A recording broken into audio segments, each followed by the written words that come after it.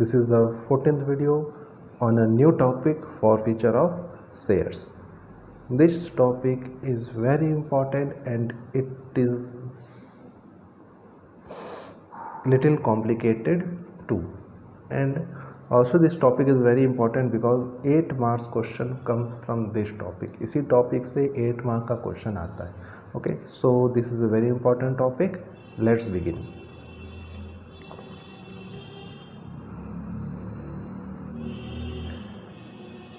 So topic is forfeiture of shares.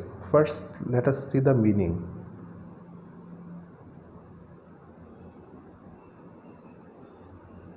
Meaning, forfeiture of shares means the cancellation of the shares for non-payment of calls due. तो what is the forfeiture? It is a cancellation of the shares. क्या कर रहे हैं हम? जो share issue किए थे उसको हम कैंसिल कर रहे हैं. क्यों कैंसिल कर रहे हैं? We are cancelling it because shareholder not paid the calls amount due. क्योंकि शेयर होल्डर जो है उसने कॉल का पेमेंट नहीं किया. कॉल का पेमेंट नहीं किया मीन्स हमारे पास इंस्टॉलमेंट वाइज पेमेंट आता है. Application, allotment, first call, second call. तो एप्लीकेशन इज़ द मस्ट है ना. Everyone has to pay the application. उसके बिना तो काम आगे बढ़ेगा ही नहीं, है ना. But sometimes shareholder did not pay the allotment money और फर्स्ट कॉल और सेकंड कॉल, है ना. They did not pay the instalment. तो when they not pay the instalment their shares are cancelled. That is called as forfeiture of shares. Okay, but here a condition is there. Company cannot forfeit shares only if a company can forfeit shares only if article of association of the company allow forfeiture. मतलब company अपने मन से forfeit नहीं कर सकता. It has to be written in article of association. ठीक है, provisions होगा. There should be a provision under which shares can be forfeit. तो वो कहाँ लिखा होगा? That will be written in article of association. Okay, if any share holder is not able to pay the amount of call, the company में exercise the power to forfeit his shares. ठीक है, तो कौन सा share वो forfeit करेगा? जिस share को कंपनी कॉल किया है, on which he is unable to pay the amount of call.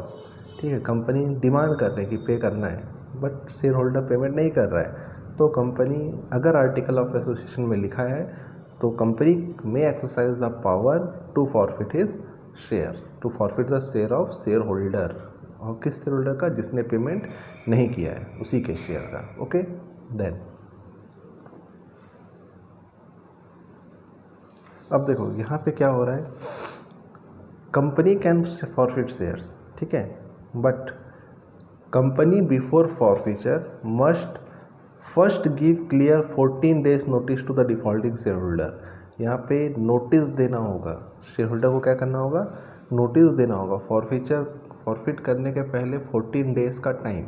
ठीक है, शेयर होल्डर को 14 डेज का टाइम देना होगा. उसके बाद फॉरफिचर. मतलब ऐसा नहीं है कि आज 7 मई है, आज उसको पेमेंट करना था, ठीक है, तो पेमेंट नहीं आया तो कल कंपनी ने उसका शेयर फॉरफिट कर दिया. This should not be done. Company should give at least 14 days prior notice to the defaulting shareholder. ठीक है, तो कंपनी उसको नोटिस भेजेगा. ठीक है, through letters, through calls, through messages. ठीक है, जैसा भी होता है उस कंपनी उसको नोटिस देगा. फिर उसके बाद उसके शेयर को फॉरफिट करेगा. ठीक है. हाँ, एक चीज़ और कि जो भी यहाँ पे अमाउंट होगा नोटिस पे करने, शेयर्स का अमाउंट पे करने वाला, वो विथ इंटरेस्ट पे होगा. ठीक है, क्योंकि ड्यू डेट तो निकल गया. जब भी ड्यू डेट निकल जाता है तो वहाँ पे उसको इंटरेस्ट के साथ पे करना होता है. ठीक है. फॉरफिचर ऑफ शेयर्स स्टार्ट करने से पहले कॉल्स इन एरियर्स को एक बार पढ़ लो. हम पिछले वीडियोस में डिस्कस किए हैं कॉल्स इन एरियर्स. अगर ध्यान याद नहीं है कॉल्स इन एरियर तो एक बार कॉल्स इन एरियर्स को पढ़ो. ठीक है, क्योंकि ये कॉल्स इन एरियर के बाद का स्टेप है. ओके,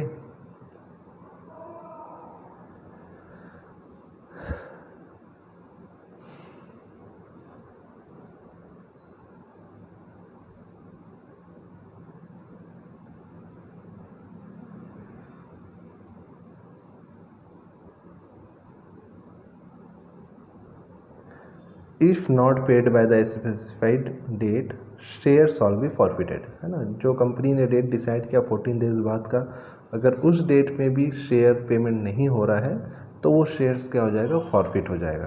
ठीक है, ओके।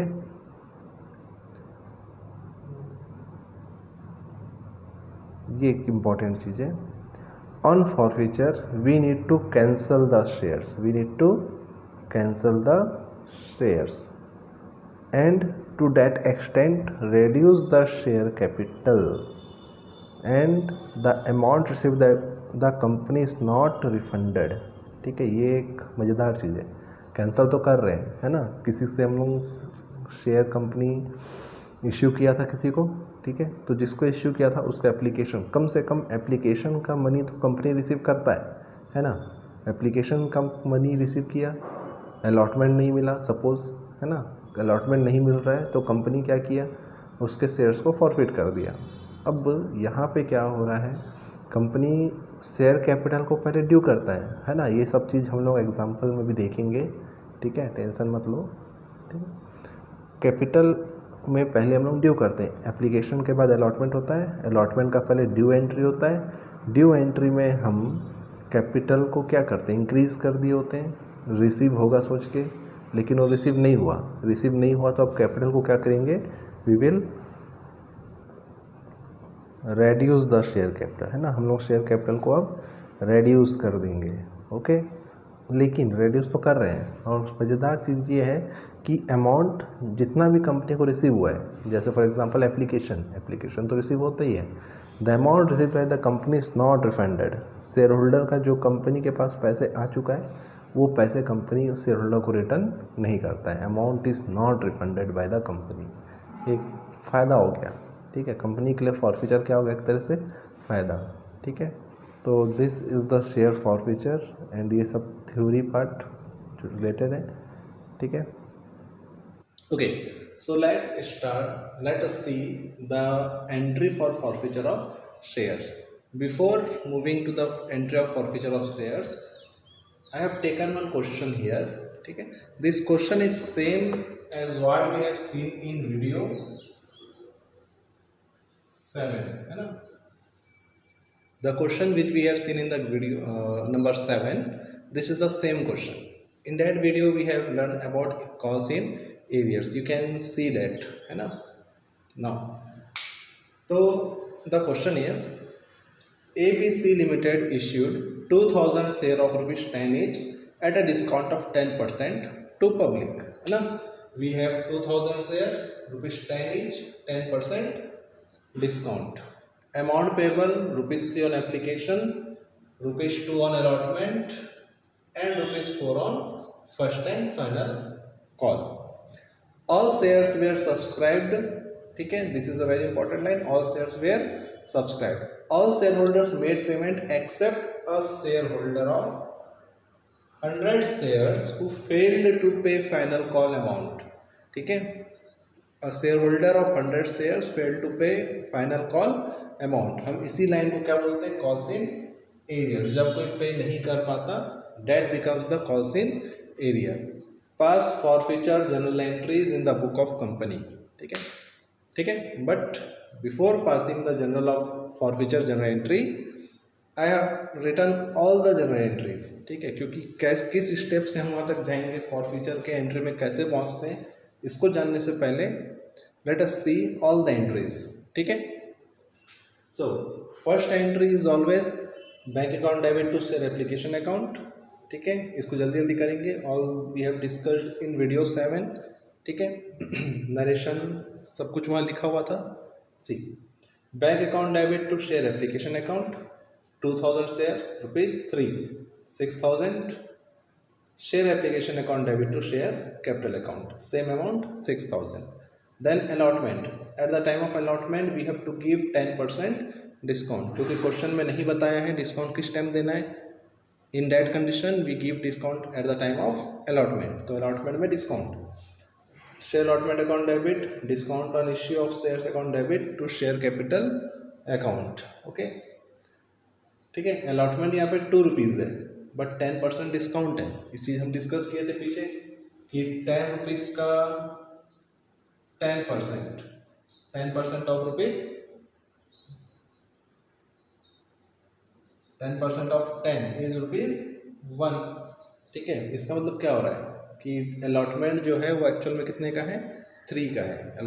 ठीक है, the price of allotment is ₹3 पर शेयर। तो ₹1 डिस्काउंट हो चुका है, तो शेयर अलॉटमेंट में 2 आएगा, है ना। शेयर अलॉटमेंट में will write 2 rupees 2 and ₹1 at the time of discount. तो 2000 share into 2 4, 2000 into 1 2, total 6000 rupees. ठीक है,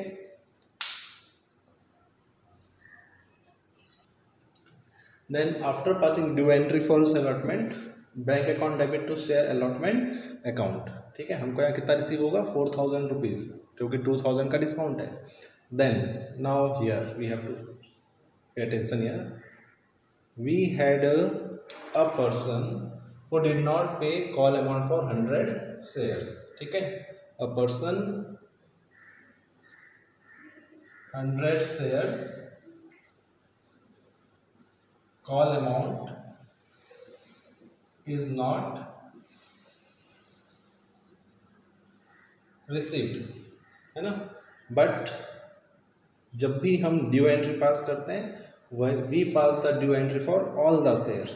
ठीक है, तो फर्स्ट कॉल 4 रुपीज़ का था, है ना, 4 rupees and we have 2000 shares.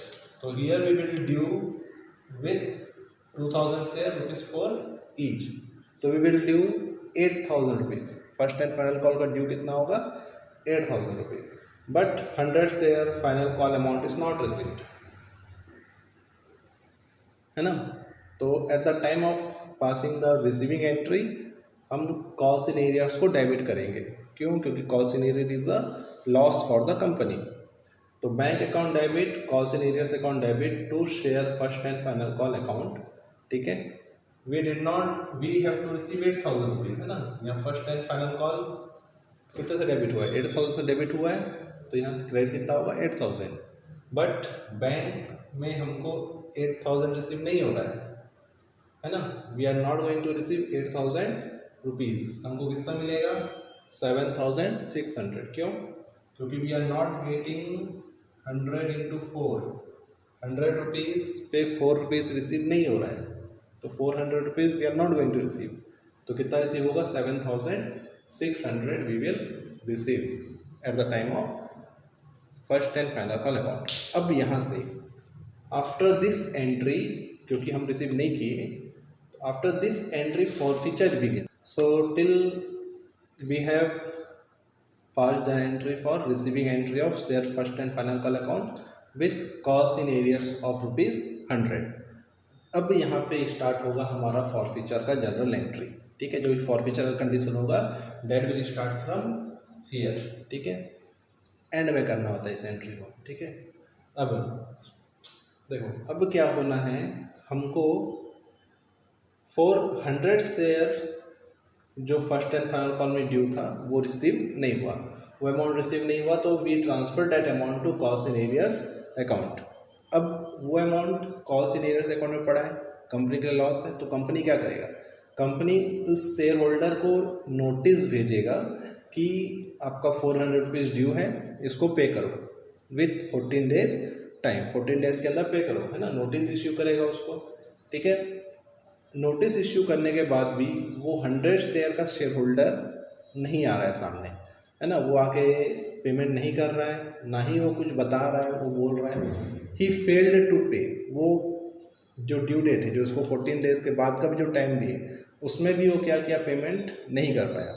और कंपनी को नहीं लगता कि वो आगे भी पे कर पाएगा, है ना। कंपनी के पास जितना भी तरीका था जानने का, कंपनी कोशिश कर लिया, अब नहीं लगता कि ये 400 रुपीज़ कंपनी को रिसीव होगा। ठीक है, सारे ऑप्शंस ख़त्म हो गए, सारे रास्ते बंद हो गए, ये 400 रुपीज़ नहीं आने वाला कंपनी के पास। तो कंपनी अब क्या करेगा, उस शेयर को फॉरफिट कर लेगा। कंपनी क्या करेगा, शेयर्स को फॉरफिट। कितने शेयर्स को फॉरफिट करेगा कंपनी, 100 शेयर्स को। ठीक है, यहाँ पे आप ध्यान दो। ठीक है, ये जो 100 शेयर्स है इसका प्राइस कितना है, 100 शेयर्स इंटू 900 रुपीज़। 9 रुपीज़ क्यों? 10 होना था लेकिन 1 रुपये का डिस्काउंट है। क्वेश्चन में देखें 1 रुपीज़ क्या है? डिस्काउंट। तो कंपनी को इस 100 शेयर पे 900 रुपीज़ मिलना चाहिए था, है कि नहीं? बट 900 में से रिसीव कितना हुआ? रिसीव्ड हुआ है दो चीज़। क्या क्या रिसीव हुआ? Application and allotment. ये जो दो इंस्टॉलमेंट है, एप्लीकेशन और अलॉटमेंट। एप्लीकेशन में 3 रुपीज़, अलॉटमेंट में 2 रुपीज़, है ना। 3 + 2 मतलब इच शेयर का प्राइस, है ना। Eight the time of application 3 rupees, 3 rupees, eight the time of allotment 2 rupees. ये जो रिसीव हो गया 100 × 5, 500 रुपीज़ रिसीव हो गया। और कॉस्ट इन एरिया में कितना आया?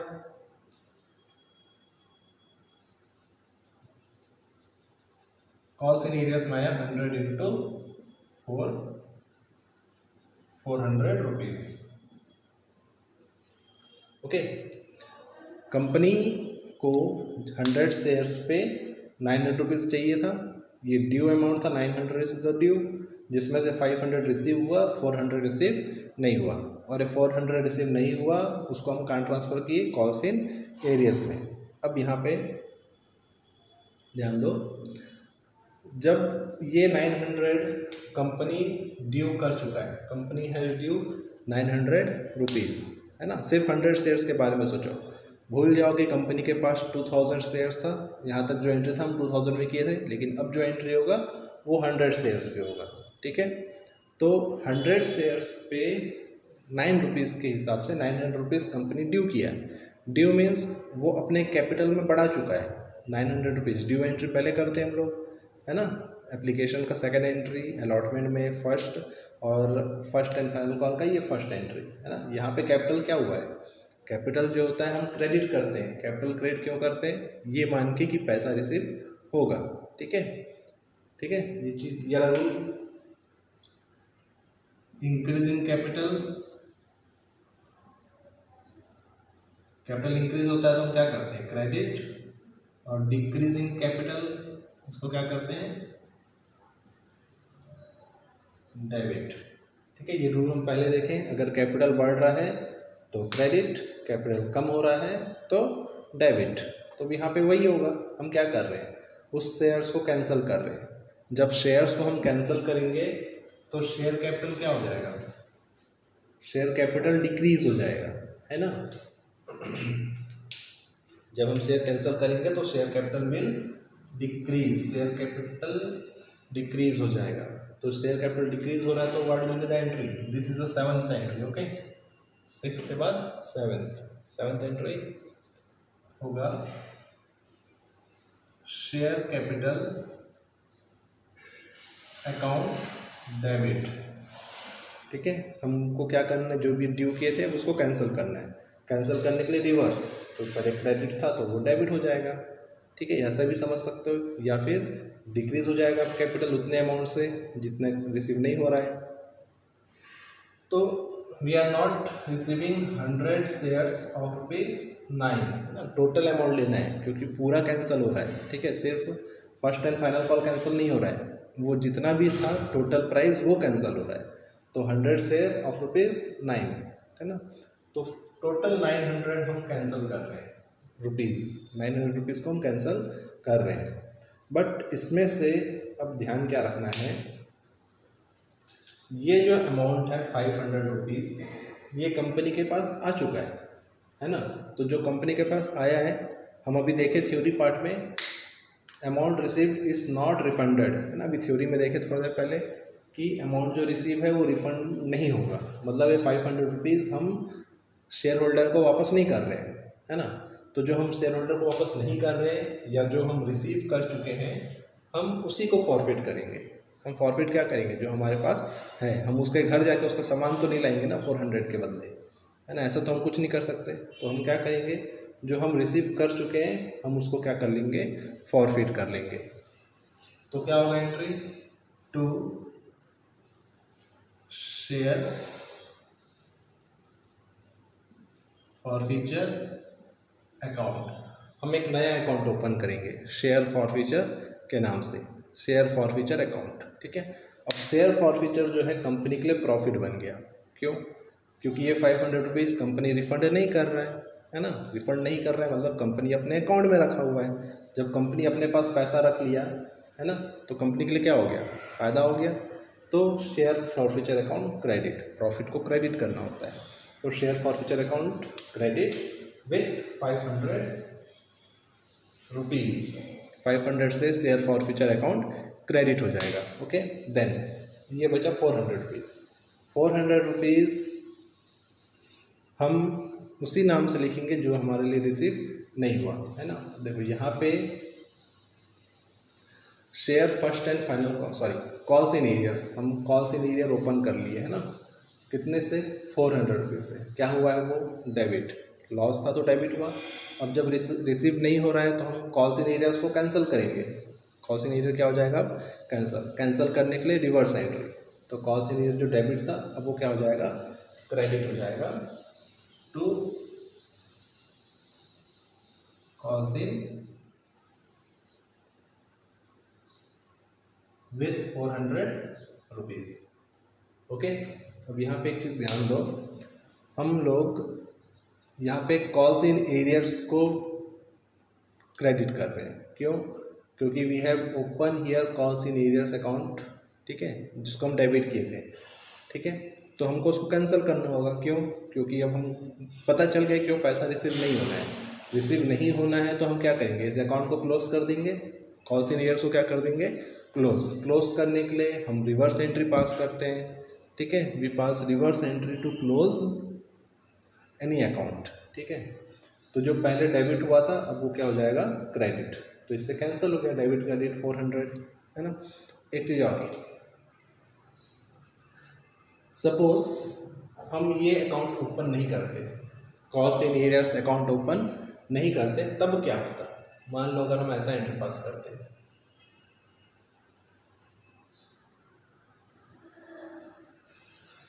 this also we have discussed in video number 7 है ना। बैंक अकाउंट डेबिट, जो अमाउंट रिसीव हो रहा है to share first and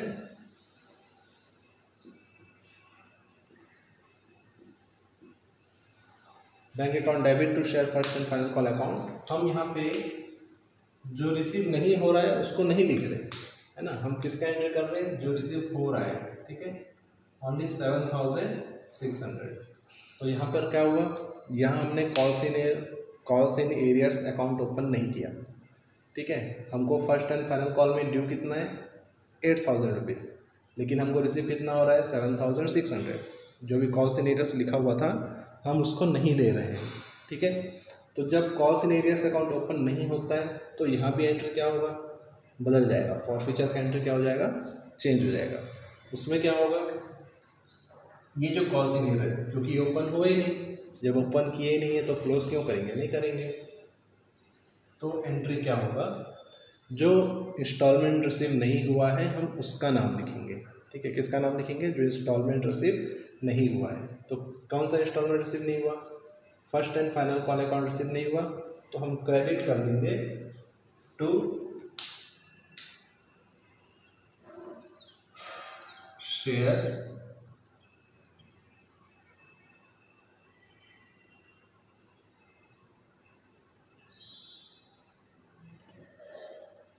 share first and final call account को हम क्या कर देंगे, क्रेडिट। ठीक है, जो इंस्टॉलमेंट रिसीव नहीं होता है हम उसको क्या कर देते हैं, क्रेडिट कर देते हैं। ठीक है, एक रीज़न और देख सकते हो यहाँ पे, कितने से डेबिट हुआ है 8000 से, कितने से क्रेडिट हुआ 7600 से, 400 का डिफरेंस है ना, तो 400 को हम क्या करेंगे, वापस क्रेडिट कर देंगे। तो ये होता है शेयर फॉरफीचर का जनरल एंट्री। ठीक है, यहाँ हम क्या लिखेंगे entry, being share forfeiture, being shares forfeited. Narration क्या है हम लोगों का, will write narration being 100 shares forfeited. Okay, that will be the narration. Simple. अब जैसे कि हम लोग जानते हैं कि कोई भी टॉपिक इतना सिंपल नहीं होता जितना दिखता है, उसके अंदर सब टॉपिक होता है जो उसको कॉम्प्लिकेटेड बनाने का कोशिश करता है। सेम यहाँ भी वही होगा, ठीक है, बस उतना नहीं होगा, ठीक है। अगर जो हम शेयर्स को फॉरफिट कर रहे हैं, the shares which we are going to forfeit, ये देखना है कि वो शेयर्स प्रीमियम में इश्यू हुआ है या नहीं। एट पार में कोई दिक्कत नहीं है, डिस्काउंट के टाइम में भी नॉर्मली तो दिक्कत नहीं होता, ठीक है। बट अगर वो शेयर्स प्रीमियम में इश्यू हुआ है तो हमको ध्यान देना है कि वो प्रीमियम रिसीव हुआ या प्रीमियम रिसीव नहीं हुआ। मतलब फॉरफीचर हम कब कर रहे हैं, प्रीमियम रिसीव कर लेने के बाद फॉरफिट कर रहे हैं या प्रीमियम रिसीव नहीं कर रहे हैं और फिर फॉरफिट कर रहे हैं, ठीक है। क्योंकि ये दोनों कंडीशन हमारे एंट्री को थोड़ा सा बदल देगा, ठीक है। अगर प्रीमियम रिसीव कर लिए हैं तो अभी जो हम किए सेम करेंगे, सेम एज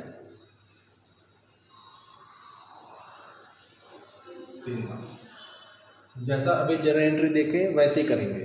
लेकिन अगर प्रीमियम रिसीव नहीं हो रहा है तो थोड़ा सा चेंज हो जाएगा, ठीक है। तब यहाँ पे क्या होगा, changing,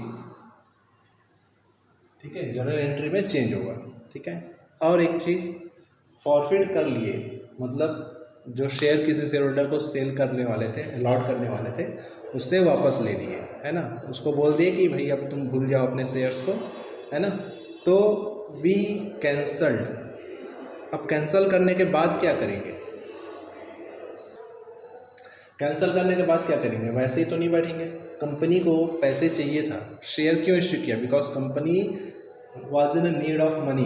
Company issued shares because company was in the need of money. अब उसको नहीं मिला, जैसे एग्जांपल अभी हम लोग लिए थे, इस 900 रुपीज़ में कंपनी को सिर्फ 500 रिसीव हुआ, 400 रिसीव नहीं हुआ, है ना। तो 500 का तो फ़ायदा हो रहा है, बेनिफिट है। क्यों, क्योंकि 500 रुपीज़ रिटर्न नहीं करना है वापस, उस शेयर होल्डर को 500 वापस नहीं करना है ना, कंपनी को अपने पास रखना है। लेकिन लॉस भी हो रहा है। लॉस कैसे हो रहा है, क्योंकि उसको पूरा 900 नहीं मिल रहा है ना। तो ऐसे में कंपनी जो है वो चुपचाप तो नहीं बैठेगा, उसको पैसे चाहिए। तो what company will do, company will री इश्यू फॉरफिटेड शेयर्स। जो भी शेयर फॉरफिट किए हैं उसको क्या कर देंगे, कंपनी री इश्यू कर देगा, ठीक है। तो this two topic, premium not well premium is not received and reissue of forfeited share, इन दो टॉपिक को हम नेक्स्ट वीडियो में देखेंगे। Okay, till then,